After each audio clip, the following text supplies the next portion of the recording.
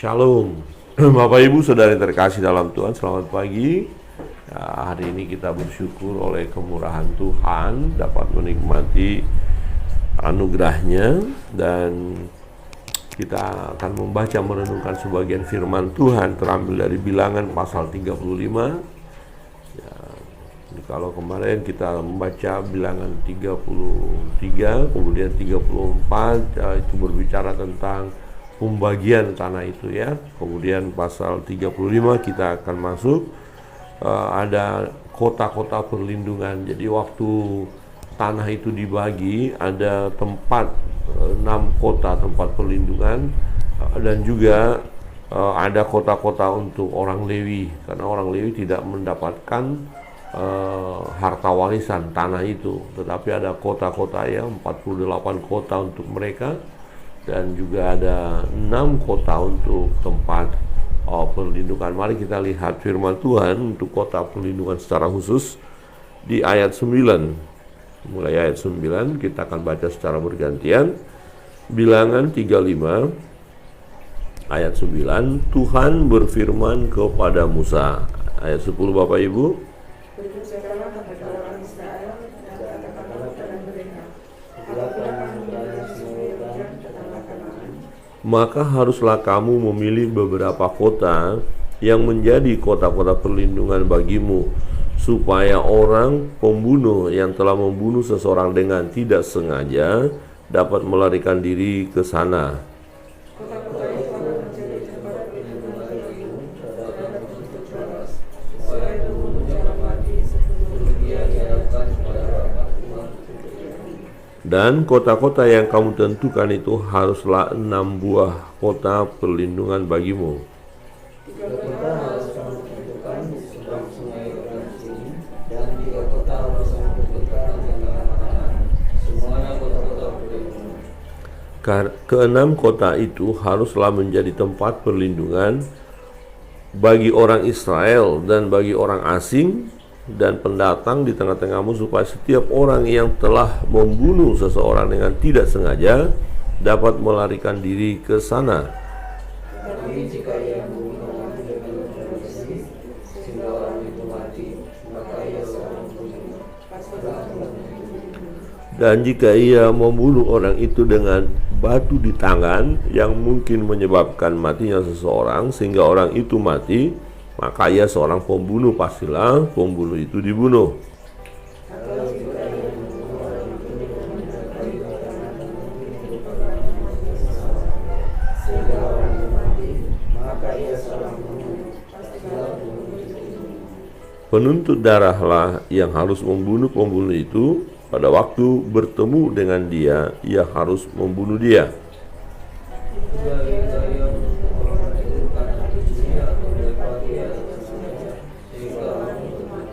Atau jika ia memukul dia dengan tangannya karena perasaan permusuhan sehingga orang itu mati, maka pastilah si pemukul itu dibunuh.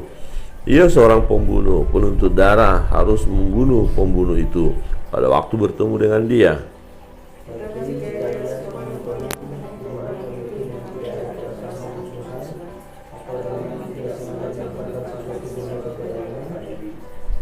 Atau dengan kurang ingat menjatuhkan kepada orang itu sesuatu batu yang mungkin menyebabkan matinya seseorang sehingga orang itu mati, sedangkan dia tidak merasa bermusuhan dengan orang itu dan juga tidak mengikhtiarkan celakanya.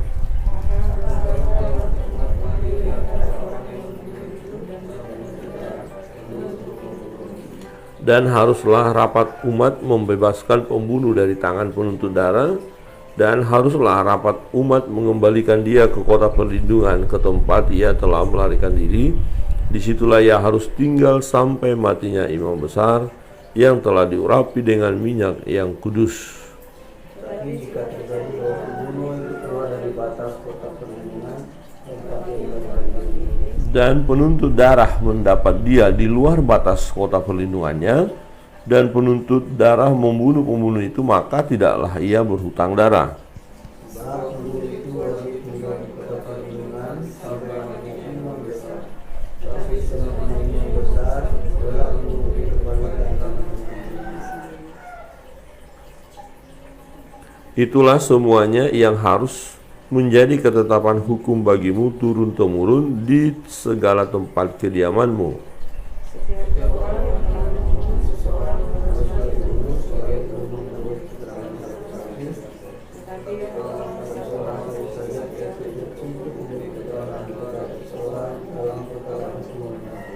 Janganlah kamu menerima uang tebusan karena nyawa seorang pembunuh yang kesalahannya setimpal dengan hukuman mati, tetapi pastilah ia dibunuh. Juga janganlah kamu menerima uang tebusan karena seorang yang telah melarikan diri ke kota perlindungannya, supaya ia boleh kembali untuk diam di tanahnya sebelum matinya itu. Jadi janganlah kamu mencemarkan negeri tempat tinggalmu, sebab darah itulah yang mencemarkan negeri itu. Maka bagi negeri itu tidak dapat diadakan pendamaian oleh karena darah yang tertumpah di sana, kecuali dengan darah orang yang telah menumpahkannya bersama-sama. Maka janganlah najiskan negeri tempat kedudukanmu yang tengah-tengahnya aku diam, sebab aku Tuhan diam di tengah-tengah orang Israel. Amin. Demikian jawab pembacaan firman Tuhan. Bapak Ibu Saudara terkasih dalam Tuhan, kita lihat kalau ada pembunuhan, ya, darahnya tertumpah di tempat mereka, di kota mereka, maka kota itu dikatakan menjadi cemar. Nah, ini kalau kita lihat daerah-daerah tertentu ada yang sulit sekali hasil dari tempat itu, gersang, ya. Nah, bisa saja salah satu penyebabnya adalah banyak korban di sana atau ada pembunuhan. Jadi tempat itu menjadi cemar dikatakan, dan itu harus dibersihkan. Ya, beberapa tahun yang lalu ada pelayan Tuhan dari satu negeri, ya, negara lain datang ke kampus SD dan bercerita tentang ada pemulihan tanah, ya. Nah, jadi pemulihan tanah, land healing. Wah, ini kok ada pelayanan untuk pemulihan tanah. Jadi untuk daerah itu selalu gersang dan keadaan miskin di sana. Nah, rupanya di sana terjadi pembunuhan. Jadi darah orang yang mati lalu tertumpah di sana dan tempat itu jadi cemar. Nah, ketika hamba Tuhan melayani ke sana dan melihat situasi itu, kemudian diadakan ibadah, ya, pemulihan tanah, ya. Nah, setelah mereka lakukan ibadah itu, ternyata luar biasa hasilnya. Ya, bukan hanya mendoakan dari tertumpahnya darah di sana, ya, tetapi ternyata ada banyak dosa-dosa yang terjadi di situ waktu terjadi pemulihan tanah, doa pemulihan tanah. Nah, maka ada banyak orang yang mengakui dosa. Ya, dosa perzinahan, perselingkuhan itu terjadi, dan terjadi kebangunan rohani. Ya, terjadi kebangunan rohani, kemudian semuanya saling mengaku dosa, dan kemudian apa yang terjadi? Daerah mereka berubah menjadi daerah yang makmur, menjadi subur, ya. Nah, ini mengingat dalam firman Tuhan dikatakan kalau ada darah itu yang membuat cemar, jadi harus dikuduskan, ya, harus dibersihkan. Nah, saudara yang terkasih dalam Tuhan, ketika bangsa Israel akan masuk dalam tanah perjanjian, Musa mengingatkan mereka supaya mereka hidup kudus di hadapan Allah, dan firman Tuhan datang kepada Musa untuk disampaikan kepada orang Israel. Nah, bagaimana kalau ada di antara mereka yang membunuh tetapi tidak sengaja? Ini persoalan. Jadi membunuh tidak sengaja. Kalau kita lihat tadi pembacaan kita lihat dari motivasinya. Jadi dia membunuh tidak sengaja, tidak ada motif untuk membalas dendam, tidak ada persoalan sebelumnya, tidak ada sakit hati. Jadi kalau ada seseorang sudah punya masalah sebelumnya dan kemudian membunuh dan dibilang, oh maaf saya nggak sengaja, itu nggak benar. Karena dari persoalan sebelumnya dia yang memotivasi dia untuk membunuh. Tetapi kalau tidak ada masalah kemudian dia membunuh, ya itu bisa dikatakan apa? Membunuh tanpa sengaja, karena tidak ada niat, ya. Nah, bagaimana kalau ada orang yang membunuh tanpa sengaja? Nah, maka orang ini boleh lari ke tempat perlindungan, ke kota perlindungan, ya, ke kota perlindungan. Dikatakan firman Tuhan, Maka haruslah kamu memilih beberapa kota yang menjadi kota-kota perlindungan, ya 11 itu, ya kota-kota perlindungan bagimu, supaya orang pembunuh yang telah membunuh seseorang dengan tidak sengaja dapat melarikan diri ke sana. Kota-kota itu akan menjadi tempat perlindungan bagimu terhadap penuntut balas, supaya pembunuh jangan mati sebelum ia dihadapkan kepada rapat umat untuk diadili. Nah, saudara terkasih dalam Tuhan, ada 6 kota perlindungan, 3 di sebelah timur Sungai Yordan, ya 3 di sebelah kanan atau di tanah Kanaan. Saudara yang terkasih dalam Tuhan, pembunuh yang tidak sengaja membunuh ini, ya dia boleh lari ke kota perlindungan. Nah, kemudian nanti dia akan diadili. Nah, selama dia ada di kota perlindungan, dia tidak boleh dibunuh. Ya, dia tidak boleh dibunuh, dia aman. Kalau memang setelah diadili dan didapatlah bahwa orang ini benar-benar membunuh tanpa sengaja, ya, dia tidak sengaja membunuh, diselidiki, salah satunya tidak ada masalah sebelumnya, tidak ada dendam, sakit hati, ya tentu diselidiki. Nah, kalau sudah ditemukan betul-betul pasti ini membunuh tanpa sengaja, maka orang ini tetap ditempatkan di kota perlindungan itu, dan dia tidak boleh keluar sampai imam besar yang memerintah waktu itu meninggal. Ya, jadi imam besar yang melayani umat Israel pada waktu itu, kalau dia sudah meninggal, maka orang ini bisa bebas, bisa kembali ke tanahnya. Tapi selagi imam besar yang berkuasa atau yang memerintah waktu itu masih ada, dia harus tetap ada di tanah perlindungan. Nah, bagaimana kalau dia lari? Oh, mungkin dia udah bosan di tanah perlindungan ini. Tanah perlindungan mereka bebas, mereka dapat tempat tinggal, mereka bekerja, ya, ada kehidupan mereka. Hanya tidak boleh keluar. Ini model, kita boleh katakan ini kayak model penjara lah bagi dia, karena dia tidak bisa kembali ke tanah hak milik dia, ya, tanah warisannya. Nah, tetapi dia harus sabar menunggu. Nah, kalau dia tidak sabar, kalau dia merasa sudah bosan, jenuh, dan ingin ketemu keluarga, ingin ke tanahnya, kemudian dia keluar, dan keluarga dari orang yang dia bunuh tadi, yang tanpa sengaja loh ya, mendapatkan dia di tengah jalan bahwa orang ini sudah keluar dari tanah perlindungan atau kota perlindungan, maka keluarga yang dia bunuh tadi punya kesempatan untuk membunuh dia. Ya, ada peluang. Jadi kalau akhirnya keluarga dari yang dia bunuh itu menangkap dia, kemudian membunuh dia, nggak ada masalah. Jadi keluarga yang membunuh tadi, ya, dia tidak dipersalahkan. Ya, jadi yang salah adalah si pembunuh tadi yang tidak sengaja itu. Kenapa dia keluar dari kota perlindungan? Jadi itu kesalahan dia. Nah, maka orang yang membunuh dia tidak diberikan sanksi, ya, tidak salah, boleh dikatakan seperti itu. Nah, saudara yang terkasih dalam Tuhan, sungguh indah diatur sedemikian rupa bahwa orang-orang yang membunuh, ya, tanpa sengaja, ya, masih berhak, ya, melanjutkan kehidupannya. Dia tidak boleh dibunuh. Tetapi kalau ada orang-orang yang membunuh dengan sengaja, makanya tidak ada pengampunan. Artinya nyawa ganti nyawa. Jadi orang itu haruslah dibunuh. Nah, misalnya orang itu dikatakan tadi memukul dengan besi, dengan batu, benda-benda tajam. Artinya, wah, kalau orang ini membunuh dengan alat-alat tertentu, berarti kan alatnya sudah disiapkan dong sebelumnya. Ya, itu berarti ini pembunuhan berencana. Nah, berarti ini ada masalah sebelumnya. Berarti ini sengaja dia mau membunuh. Ini bukan pembunuhan yang tak sengaja, ini sengaja. Jadi diselidiki apakah orang ini membunuh sengaja atau tidak. Nah, bagi pembunuh yang dengan sengaja, ya, atau sudah dirancangkan sedemikian, wah, ini hukumannya memang berat, ya, karena dia sudah rencanakan pembunuhan itu. Ini pembunuhan berencana, maka hukuman bagi pembunuh yang berencana, ya, hukuman mati, ya, kalau kita lihat, ya, karena dia sudah rancangkan sedemikian.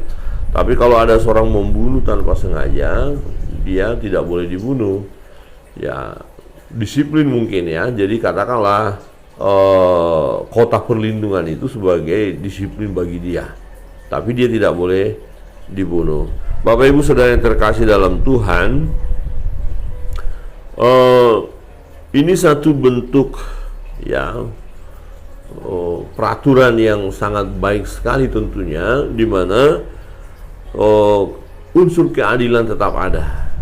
Ya, unsur keadilan tetap ada, dan juga melihat bahwa seseorang bisa saja mengalami kelemahan. Tetapi ingat, pembunuhan yang dilakukan tidak dengan sengaja, ya, tidak dengan sengaja. Nah, kalau sengaja berarti orang itu harus ditangkap. Sekalipun nanti lari ke tempat perlindungan, tapi ternyata dia sengaja membunuh, maka dia akan ditarik dari kota perlindungan itu, diambil dan kemudian dihukum. Nah, hukumannya adalah kalau membunuh tanpa sengaja, hukumannya mati. Ya, nyawa ganti nyawa. Nah, ini tujuannya supaya tempat mereka itu jangan sampai tercemar. Ayat 33 berkata, jadi janganlah kamu mencemarkan negeri tempat tinggalmu, sebab darah itulah yang mencemarkan negeri itu. Maka bagi negeri itu tidak dapat diadakan pendamaian oleh karena darah yang tertumpah di sana, kecuali dengan darah orang yang telah menumpahkannya. Maka janganlah najiskan negeri tempat kedudukanmu yang di tengah-tengahnya aku diam, sebab aku Tuhan diam di tengah-tengah orang Israel. Jadi tujuan daripada kota-kota perlindungan Allah tetapkan sedemikian rupa supaya negeri itu jangan tercemar. Ya, jadi kalau misalnya dia membunuh tanpa sengaja, kemudian orang lain juga, keluarga dari yang dibunuh itu berusaha untuk membunuh orang yang membunuh tanpa sengaja tadi, nah ini kan semakin tercemar. Ya, semakin tercemar. Jadi seseorang yang sudah lari ke tempat perlindungan tidak boleh dibunuh dia selagi ada di kota perlindungan sampai akhirnya diadili. Bisa saja dia lari ke tempat perlindungan padahal membunuh dengan sengaja, maka diselidiki dong ya, dipelajari. Oh, kalau ternyata dia membunuh dengan sengaja ini, nah, dia bisa ditarik dan harus dibunuh dia supaya darahnya itu ya harus tertumpah juga, di mana dia sudah menumpahkan darah orang. Ya, tapi kalau dia tidak sengaja membunuh, maka dia tidak boleh.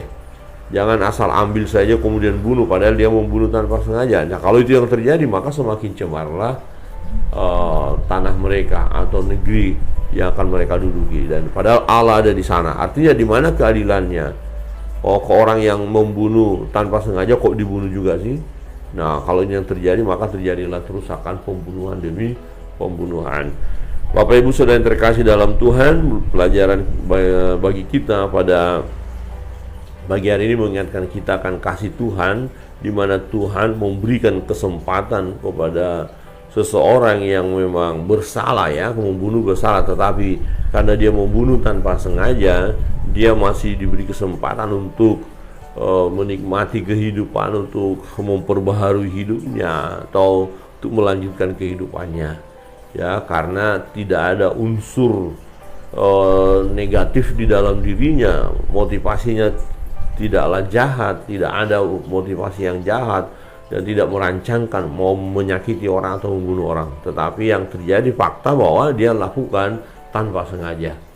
Ya, jadi dia masih diberi kesempatan ya untuk menikmati kehidupan. Ada pemulihan bagi dia. Bapak Ibu Saudara yang terkasih dalam Tuhan, kita bersyukur. Nah, aplikasinya bagi kita adalah ketika kita melakukan satu kesalahan atau dosa tanpa kita sengaja, maka kita masih memiliki kesempatan untuk mengalami pemulihan daripada Tuhan ya, mengalami pemulihan daripada Tuhan. Dan kalau dosa-dosa itu pun yang memang sengaja kita lakukan, masih ada kesempatan juga untuk bertobat ya, tetapi konsekuensi daripada dosa atau daripada kesalahan yang kita lakukan tetap ada ya, sama seperti seseorang itu tadi dia harus ada di kota perlindungan, dia tidak boleh kembali ke keluarga, ke tanah milik dia. Jadi itu konsekuensinya. Tetapi kemudian setelah selesai masa waktu yang ditetapkan, ya, yaitu imam besar yang memimpin waktu itu meninggal, maka dia bisa bebas. Jadi berbicara mengenai waktu, ada waktu di mana seseorang menerima disiplin daripada Tuhan. Kiranya Tuhan memberkati kita dan kita terus bersemangat, ya, menjalankan kehidupan ini dengan penuh sukacita, walaupun ada tantangan pergumulan yang ada silih berganti, tetaplah bersandar kepada Tuhan. Nah, namun saya mengingatkan bukan berarti dengan kebenaran firman seperti ini boleh dong kita membunuh, tetapi membunuh tanpa sengaja, tetap membunuh tidak boleh. Tetapi kalau peristiwa ternyata kita membunuh tanpa kita sengaja, ya, maka kita tidak berdosa, ya, artinya kita mendapatkan pemulihan karena kita tidak dengan sengaja. Misalnya kita pagi-pagi buta, ya, ini sering terjadi, kita berjalan sendiri mengenai kendaraan, kemudian ada begal datang, begal dan menyerang kita, kemudian kita membela diri. Nah, waktu membela diri kita mungkin tonjok orang itu dan ternyata meninggal. Nah, ini kita nggak sengaja. Hukuman bagi kita tidak seberat dengan kita merancangkan pembunuhan. Jadi salah kalau hukum mengatur, oh ini hukuman mati juga orang ini karena dia membunuh. Nanti dulu, selidiki dulu kasusnya. Nah, apakah orang itu yang sudah dikeroyok oleh begal diam saja? Kan tidak. Dia melawan karena pembelaan. Ya, tidak ada niatnya untuk mau membunuh begal-begal itu. Ya, menurut saya ini orang ini harus dikasih hadiah malah, ya. Ya, menurut saya loh, ya. Tapi hukum kan ada. Biarlah kita mengikuti hukum-hukum yang telah diatur oleh negara, di mana kita sebagai warga negara yang baik haruslah taat kepada hukum yang telah ditetapkan. Tuhan Yesus memberkati kita sekalian. Kita naikkan doa-doa kita dan kita naikkan satu pujian.